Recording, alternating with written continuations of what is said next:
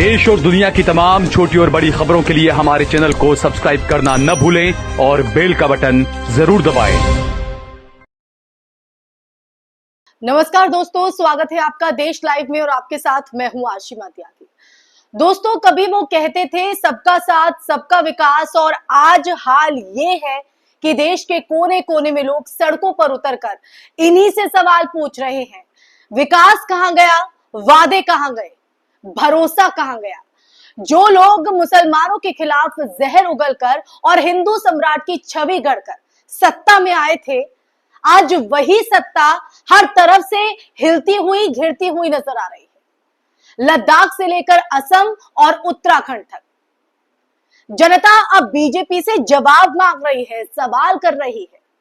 क्या सवाल है वो, क्यों आज हम इस पर चर्चा कर रहे हैं, आगे आपको बताऊंगी। लेकिन उससे पहले अपील, इंसाफ के आवाज को बुलंद करने के लिए और सच्ची पत्रकारिता के लिए हमारा सहयोग करें। साथ ही डिस्क्रिप्शन में दिए गए लिंक को ओपन कर ज्वाइन बटन दबाकर आप हमसे यानी देश लाइव से सीधा जुड़ सकते हैं। दोस्तों, तो बात हो रही थी सवाल और जवाब की। 2019 में जब बीजेपी ने लद्दाख में लोकसभा चुनाव लड़ा था, तो उसने बड़े बड़े वादों की जो लंबी फहरिस्त है वो जनता के सामने रखी थी। बड़े बड़े वादे जो है उनकी बौछारें कर दी थी। इस घोषणा पत्र में उन्होंने ये कहा था कि लद्दाख को केंद्र शासित प्रदेश बनाया जाएगा, भोटी भाषा को संविधान की 8वीं अनुसूची में शामिल किया जाएगा, लद्दाख को 6ठी अनुसूची के तहत ट्राइबल एरिया का दर्जा मिलेगा, कैलाश मानसरोवर तक सड़क बनेगी, नई एयरपोर्ट टर्मिनल से हर दिन 10 उड़ानें शुरू होंगी, रेलवे लाइन कनेक्टिविटी जो है वो यहां पर दी जाएगी, और न जाने कितने जो है नए जिलों का, माफ कीजिएगा, नए जिलों का गठन होगा, मेडिकल और इंजीनियरिंग कॉलेज खोले जाएंगे और बड़े बड़े पैमाने पर सौर और जल विद्युत परियोजनाएं जो है वो शुरू होंगी। इसके अलावा न जाने और कितने बड़े बड़े वादे। लेकिन अब सच्चाई आप देखिए, इन वादों में से ज्यादातर आज भी अधूरे हैं। जमीन पर ना तो रेलवे लाइन दिखी है, ना कैलाश मानसरोवर रोड जो है वो बनी है, ना ही नए जिले बने हैं, ना मेडिकल कॉलेज शुरू हुए हैं। 50 मेगावाट का सोलर प्लांट और 24 मेगावाट का हाइडल प्रोजेक्ट भी अब तक सिर्फ कागजों में सिमटा हुआ है। लद्दाख के लोग जो विकास के सपने लेकर मोदी सरकार पर भरोसा कर बैठे थे दोस्तों, दरअसल अब वही लोग अपने आप को ठगा सा महसूस कर रहे हैं, और यही वजह है कि लद्दाख में अब ये तस्वीर उभर कर सामने आ रही है। और जब पर्यावरण कार्यकर्ता सोनम वांगचुक ने इन अधूरे वादों और लद्दाख के अधिकारों के लिए आवाज उठाई, तो सरकार ने उनके खिलाफ जांच एजेंसियां भेज दी है। अब सवाल दोस्तों ये है कि जब उन्होंने आवाज नहीं उठाई थी तब सरकार कहां थी, और अब जब सच सामने आया तो एजेंसियों की नींद क्यों टूटी?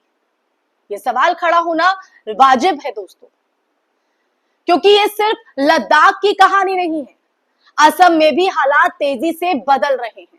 मुख्यमंत्री हिमंत बिस्वा शर्मा बयान देकर खुद को हिंदू सम्राट साबित करने में लगे रहते हैं। अब जनता के गुस्से का सामना कर रहे हैं, जनता के गुस्से का शिकार हो रहे हैं।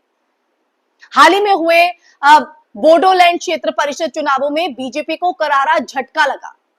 तमाम सरकारी तंत्र और संसाधन झोंकने के बावजूद बीजेपी को सिर्फ 4 सीटें मिली।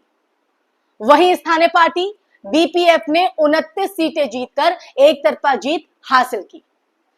दोस्तों, जनता ने साफ संदेश दिया है कि नफरत की राजनीति से अब काम नहीं चलेगा। विकास चाहिए, जो वादे किए गए थे वो धरातल पर दिखने चाहिए, रोजगार चाहिए, शासन चाहिए। कहां है ये सब? जनता पूछ रही है लद्दाख की। असम में प्रदर्शन सिर्फ चुनाव तक सीमित नहीं है, लगातार सरकार के खिलाफ आवाज उठ रही है। लोग सवाल कर रहे हैं कि शिक्षा, स्वास्थ्य, बुनियादी ढांचे के जो वादे उनसे किए गए थे वो कहां हैं? बेरोजगारी क्यों बढ़ रही है? महंगाई पर सरकार चुप क्यों है? जिस प्रदेश को डबल इंजन का मॉडल बताया जा रहा था, वहां विकास का इंजन बंद क्यों पड़ा है? ये सवाल इसलिए दोस्तों क्योंकि ये जनता को भरोसा दिलाया गया था, और अब जनता के भरोसे पर ही घात हो रहा है। अब बात करते हैं उत्तराखंड की। यहां भी तस्वीर कुछ अलग नहीं। वो उत्तराखंड जहां बीजेपी ने हर मंच से हिंदुत्व का झंडा लहराया, मुसलमानों को कोसा, खुद को पहाड़ के रक्षक के तौर पर पेश किया, आज वही के हिंदू युवा सड़कों पर उतरकर रोजगार मांग रहे हैं। प्रदर्शनकारी साफ कह रहे हैं कि हमें मुसलमानों से नफरत नहीं चाहिए, हमें नौकरी चाहिए, रोजगार चाहिए, हमें भविष्य चाहिए। अब धीरे धीरे जनता को यह समझ में आने लगा है दोस्तों कि नफरत से पेट नहीं भरता, ना ही सड़कें बनती और ना ही स्कूल खुलते हैं जहां हमारे आने वाली पीढ़ियों का भविष्य तय होता है। दरअसल ये तीनों ही घटनाएं दोस्तों लद्दाख, असम और उत्तराखंड कोई अलग अलग कहानियां नहीं है। ये उस एक बड़े पैटर्न का हिस्सा है जिसे बीजेपी पिछले 10 साल से देश पर थोप रही है, हम पर थोप रही है, आप पर थोप रही है। पहले बड़े बड़े वादे करते हैं और उन बड़े बड़े वादों के जरिए वोट बटोर ली जाती है, फिर मुसलमानों के खिलाफ नफरत फैलाई जाती है ताकि जनता मुद्दों से भटक जाए। और जब कोई सच बोलने की कोशिश करे या सवाल करे तो उसके पीछे जांच एजेंसियां छोड़ दीजिए। यही हो रहा है सोनम वांगचुक के साथ, यही पैटर्न लद्दाख में दिख रहा है दोस्तों, यही असम में दिख रहा है और यही उत्तराखंड में भी। लेकिन एक बात तो साफ है कि अब इस पैटर्न को जनता पहचान चुकी है। लद्दाख के लोग अब पूछ रहे हैं कि छठी अनुसूची का वादा आखिर कहां गया। असम के लोग पूछ रहे हैं नौकरियां और विकास कहां है, जो मंच पर खड़े होकर भाषणों के जरिए हमें वादे दिए गए थे, वो कहां है। उत्तराखंड के युवा भी पूछ रहे हैं कि हमारा भविष्य का क्या, और इन सवालों के जवाब सरकार के पास नहीं। यही विडंबना है। दरअसल बीजेपी की राजनीति का असली चेहरा यही है, चुनाव से पहले झूठे सपने दिखाना, चुनाव के बाद उन सपनों को भूल जाना। एक तरफ वो मंदिर और मुसलमान के नाम पर वोट बटोरते हैं और दूसरी तरफ रोजगार, शिक्षा और विकास पर चुप्पी साध लेते हैं। दोस्तों यही वजह है कि अब जनता सड़कों पर उतर रही है। यही वजह है कि अब चुनावों में बीजेपी को झटके लग रहे हैं और यही वजह है कि सरकारें अब डगमगाने लगी हैं। अब ये डर कहीं ना कहीं बीजेपी को सताता भी है। अगर देखा जाए तो आज भारत एक चौराहे पर खड़ा है। एक तरफ है नफरत, झूठे वादे और झूठी शान की राजनीति, और दूसरी तरफ जनता के असली मुद्दे, रोजगार, शिक्षा, विकास और अधिकार। लद्दाख, असम और उत्तराखंड की आवाज अब सिर्फ 3 राज्यों की आवाज नहीं है दोस्तों, ये पूरे देश की आवाज बन चुकी है। इसलिए तो हम आपके साथ ये चर्चा कर रहे हैं।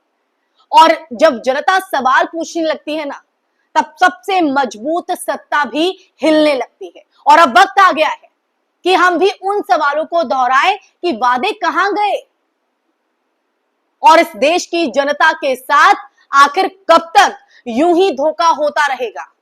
ये सवाल देश लाइव आप पर छोड़ता है दोस्तों। इस सवाल का जवाब आप खुद अपने मन के अंदर ढूंढिए और सत्ता से पूछिए। इसी के साथ इस चर्चा में मैं यही विराम लगाऊंगी। ये चर्चा आपको कैसी लगी? इस चर्चा को सुनने के बाद आपके जहन में क्या विचार है या आपके मन में क्या सवाल है जो आप सत्ता से पूछना चाहते हैं?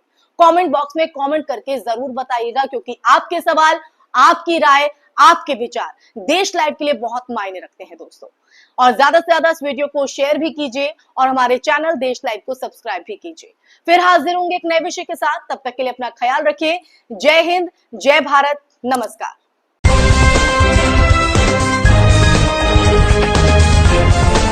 देश और दुनिया की तमाम छोटी और बड़ी खबरों के लिए हमारे चैनल को सब्सक्राइब करना न भूलें और बेल का बटन जरूर दबाएं।